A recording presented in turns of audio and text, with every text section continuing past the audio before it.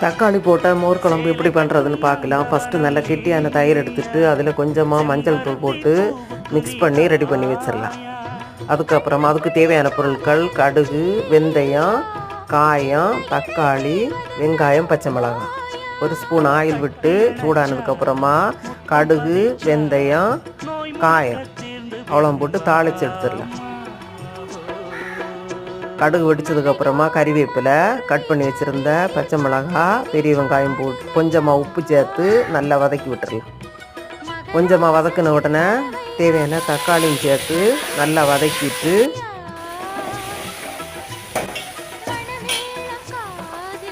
அதே ஆயிலில் கொஞ்சமாக ஒரு அரை ஸ்பூன் மிளகாத்தூள் போட்டால் பார்க்க கலராக சூப்பராக இருக்கும். அதுக்கு வேண்டி தான் மிளகாத்தூள் போடுறோம். நம்ம மிக்ஸ் பண்ணி வச்சுருந்த தயிரையும் அதில் போட்டு லைட்டாக சூடானதும் ஸ்டவ் ஆஃப் பண்ணிடலாம். சூப்பரான